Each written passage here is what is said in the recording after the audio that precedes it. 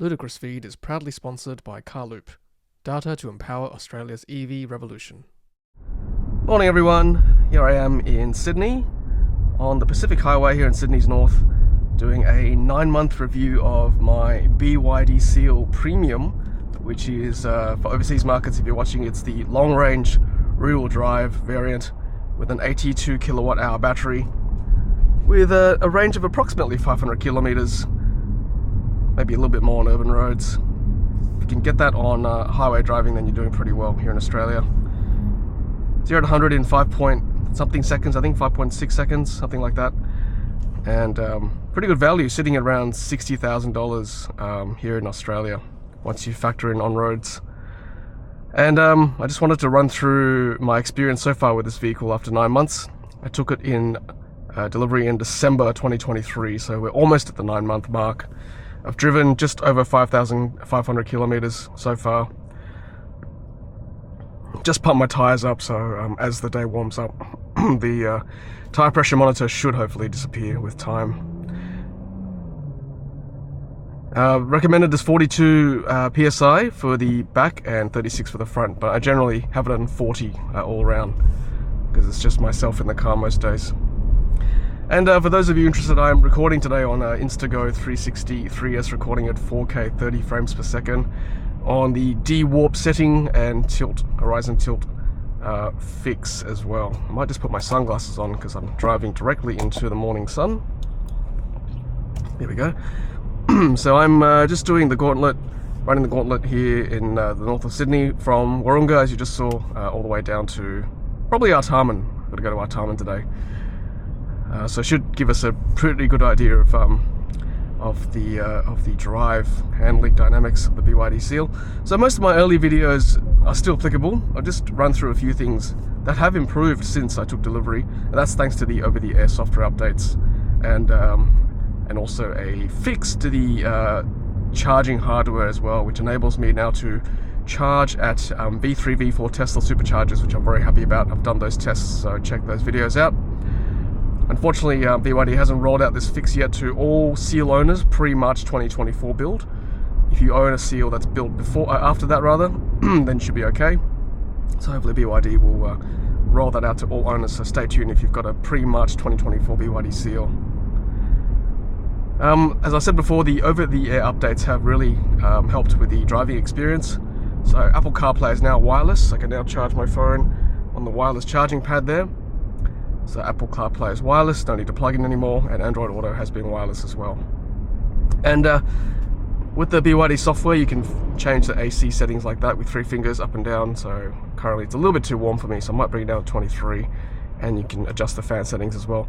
If you want more control over the AC settings, you can just swipe up and then just press the temperature, and then you can bring up the actual AC gauge and controls like that. A bit more of a function. Play with the functions rather, and then ventilated and heated seats as well at the front, which is pretty handy. No heated seats at the back, unfortunately. And that back button's pretty handy too, to get back to the last screen, which is Apple CarPlay. I have Apple CarPlay on because of Waze. I like having Waze to have the live traffic monitoring. Now I've seen so far in Europe, I think there's been a software update for the BYD Seal allowing for native EV trip planning. Native EV trip planning is fantastic because it helps relieve charger anxiety and range anxiety. And that way, when you navigate to somewhere, a location, it'll plot out to the different charging points where you need to stop at and how long to charge for each time. So that's really handy driving an EV. Unfortunately, not quite native yet in the navigation system here, but hopefully with the next update it will come through. Speaking of updates, so I think I've received about, let's see, from last count, maybe 3 or 4 updates so far. And that's the beauty of the BYD system. You can receive these updates for free. I've done 1 complimentary baby check at the 1,000 kilometer mark. Nothing was wrong with the car, which is good. But it's just to make sure the car is okay from a physical, mechanical point of view. And there is a servicing schedule as well, so factor that into the cost of buying a BYD Seal over, say, its competitor like the Tesla Model 3, which doesn't actually have a servicing schedule, but it is slightly dearer, so take that into account as well. Since I took delivery, the BYD app has also improved as well. You can now use your phone or device as a key. Check which devices are compatible. The Apple Watch Series 5 is also compatible as well as a whole range of Android phones. And I believe it's Apple iPhone 12, I think it is, and above, something like that. Check those details. I've done video on that too. So I don't carry a car key anymore, or a fob. I just use my phone as my sort of tap and go rather. It'll lock and unlock itself. If you drive off immediately after unlocking, you can just drive off. But if you've been having it unlocked in the garage, for example, and it's just sitting there, you may need to tap your phone or device onto this NFC portion just at the armrest here. Hope you can see that where I'm tapping here, just down here. Just tap that once, it'll indicate that you're good to go after that. All right, let's engage cruise control once the traffic light turns green, and we'll see how well it goes in city traffic with the I guess I call it traffic jam mode, but essentially it's just the cruise control, intelligent cruise control with auto steer, and it'll just follow the leading car in slow traffic, which is pretty handy, I've got to say. Particularly with so many speed cameras around, it'll just match the speed. I found that the speedo is calibrated 3 kilometers an hour slower than, say, for example, Waze GPS. So even so, I try not to go over, just with the way police are quite vigilant in Australia, especially in New South Wales anyway, with speed. Alright, let's activate cruise on very quickly. So when I drive off, I'll just push this button here on the steering control. Okay, so it's sort of default setting at 30. You can just ramp up by 5 kilometers an hour by tapping up, or you can hold it down, it'll go down by 1 or up by 1, which is pretty cool. And by default, hopefully... Nope, okay, I'm going to press it one more time for the auto steer part. So let's just give this a go, see how well it follows the curves. I've got my hands on the wheel as well, just in case. I don't quite fully trust the auto steer in BYD. I must admit, that's one thing that's let me down a little bit. It's just not as good as other steering controls I've been playing with in other EVs. Tesla, EGMP platform cars, Polestar, Volvo, they're unfortunately better than the BYD system. So that's one thing that's letting the team down with the steering, auto steer, and ICC. The cruise control portion's alright, I must say. That's pretty good. Keeps to the set speed limit pretty well, but not the steering component. So I do always have the hands on the wheel. Speaking of sort of drive assistance, so ADAS, Advanced Driver Assistance Systems, has improved a lot. When I took delivery of the car, you might have seen my early delivery videos. It was just a pain in the rear with the alerts coming on all the time, and it would reset or revert to default on every time you turn the car off and on again. But unfortunately, with the updates, you can now keep your settings for most of them. So nowadays, I don't even fiddle with the ADAS settings when I drive straight away. I still have I like having the red speeds, posted speed signs, and for me it'll still flash if I go over, which is fine. I don't mind that, just a visual cue. But the beeps have gone, thankfully. So let me just show you. You can actually access them really quickly by swiping down. You can set one more time. Swiping down, you can have your shortcuts set there. I've taken them off, in fact, now, because I don't use them anymore. But if you press that button there, you can actually quickly navigate to them. So the quickest way is to go to CPD, which is child presence detection, and then from there you can just press ADAS and then driving assist, and then you can look at all these. So currently I've just got it on assist mode both, and vibration for alert. Lane keeping assist stays on. It's fine. It's been pretty good, actually, I must say, since the updates. And then I have ISLI, which is the speed sign, alert, or rather the, hopefully you can see that, I'll just duck down a bit. The posted speed sign is showing there. It doesn't beep, but it'll just give you that visual cue if you go over. And then just go back to the Waze. Okay, so away I go. Might pop my auto steer back on. But sometimes when you're in urban driving, you just want to drive, right? I find like it can be frustrating just trying to babysit the auto steer component of these EVs. So sometimes you just want to peel off and send it within the legal speed limit, of course. So I might just drive because it's more fun, to be honest with you. The suspension is on the gentler side of things, so really great for ride comfort for your passengers, mostly if you drive at the normal legal speed limit. But if you do, like, this is just on normal mode, by the way. You can change it down here, so you can switch between the different drive modes. So I've got it on normal. I'll flick it to sport, and then it firms up the suspension and steering a bit more, which is good. Because with the gentler suspension, if you're going over a speed bump or sort of any sort of corrugations or differentiation in the gradient or the topography of the road, then it'll feel like you're sort of being thrown off, like, because it's so bouncy, right, on those different road types. But like I said, it's built for ride comfort, not so much a sporty car. If you're in normal mode, I think on sport mode it's a bit better with the firmer side of things.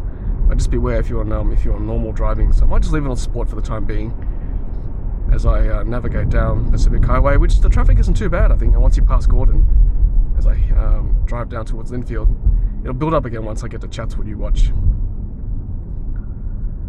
So 0 to 100 in 5 point whatever seconds. It's a good traffic light beater. You're going to beat most cars on the roads. It's pretty quick. I find the AC too. Most days I have it on 23 or 24. It's on the cooler side of things. So if you have it on 22 or 21, I tend to freeze. Maybe it's just me, but like even on a warm day, I'll have it on 25, 26. Whoops! There goes my Insta360 Go 360. Just goes to show this sticky thing isn't always super sticky. Just beware when you're doing an acceleration test. This thing's good. You can sort of monitor what you're doing here.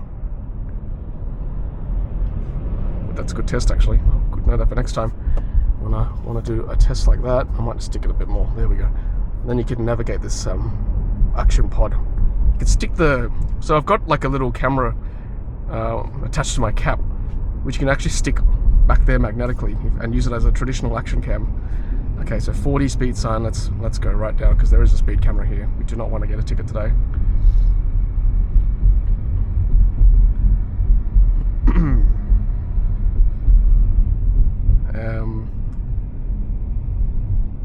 Let's just try to test the suspension on the sport mode.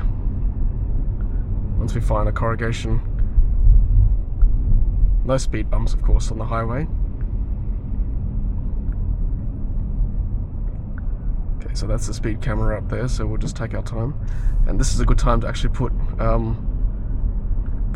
cruise control on, so we can just follow the car ahead, and you can adjust how close you want the car to follow the car ahead. So I've got it on number 1, so very close.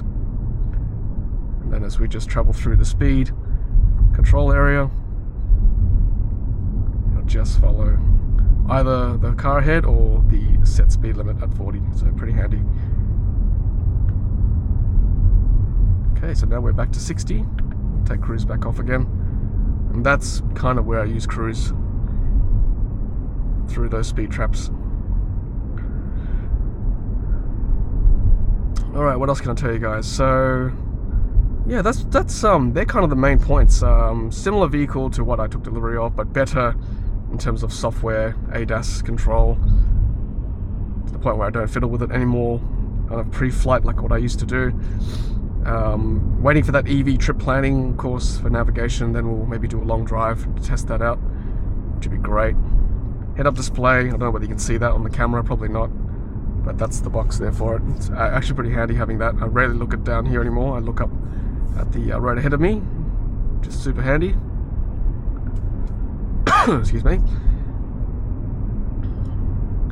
And yeah, pretty roomy vehicle, sedan saloon type vehicle, roomy boot. I've installed a whole bunch of accessories for the car too over time, so watch those videos if you're thinking of buying a BYD Seal, or if you've got one already, you want to spruce up your car a little bit. One of my favorites has been the brake calipers. Just makes the car look a little bit different compared to everyone else. I might switch it over here on this side. There we go. Hopefully it'll stay put, because then I can jam that screen up against the windscreen and hopefully it'll be more stable. There we go. Nice one. Alright, red light.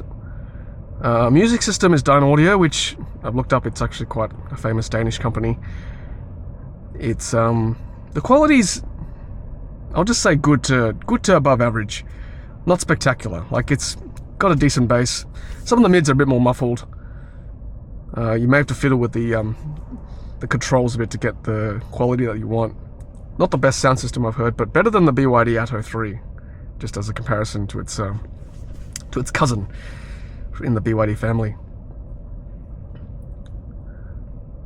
Indicators on the right, for those of you who are interested. I know some of you like having indicators on the right here in Australia. Auto rain sensing wipers, auto high beam, fog lights. What else? Oh, great cameras. The good 360 parking camera type things. And then if you take it off Apple CarPlay, you can actually switch the orientation of the screen, of course. That's what BYD is known for. And the cameras will flick accordingly, and then flick it back like that. So, just a nice little thing to have. Take cameras off, or Apple CarPlay, Android Auto sticks on landscape mode.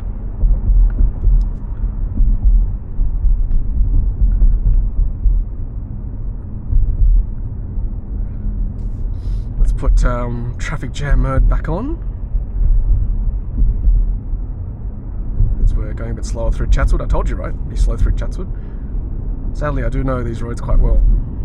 Having to traverse these quite often.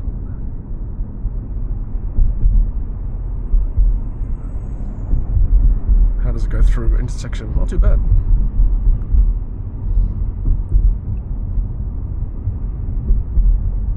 So you can feel the bumps on the road now with the sport mode. Feels a bit more firm. Let me flick it back to normal. Normal mode, okay. Yeah, there's a marginal difference. Like, it'll tend to float up a little bit more in normal mode, whereas I don't know. I could just be imagining things. I like to think that in sport mode it does make a difference. To the steering as well, it's a bit firmer. Not that you're really going to race this around a track, right? But those of you who want that firmer control of the car, then that's where the different modes come in handy. I do want to do a test on the highway eventually when I get a chance between regen settings. So there's no one pedal driving. Many people ask that, but don't forget, when you push the physical brakes, it's still doing regen stuff until the very end when the frictions kick in. I do want to do a test between like the different strengths of regen, so standard versus high, whether on the highway when you're cruising around, is it better to have less regen versus all regen or full regen for this car anyway. So that'd be a good test to do. So yeah, we're almost at the end of our drive. Hope you're enjoying this little drive through traffic in Sydney. It's not too bad actually, moving pretty well today. It is a Friday. Maybe people are working from home, who knows. Oh, we're back onto sport mode now. Let's put it back onto normal.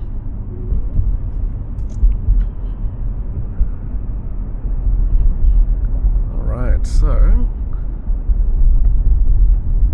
like I said, it is more fun sometimes just to take control of the wheel and just to drive rather than using cruise control.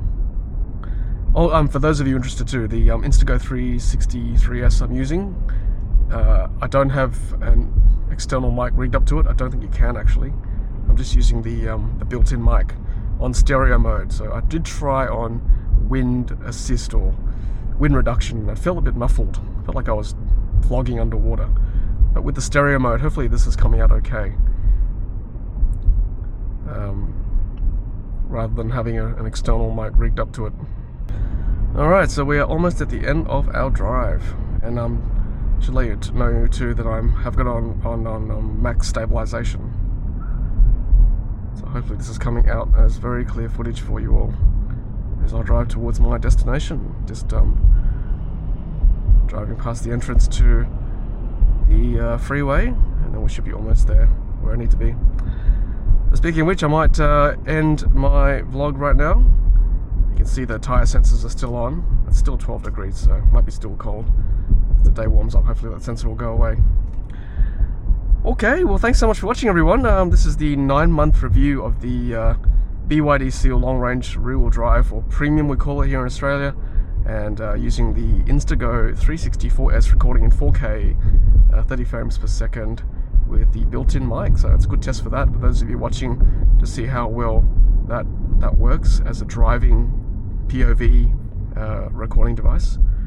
But thanks so much for watching. Until the next Ludicrous feed video, happy charging.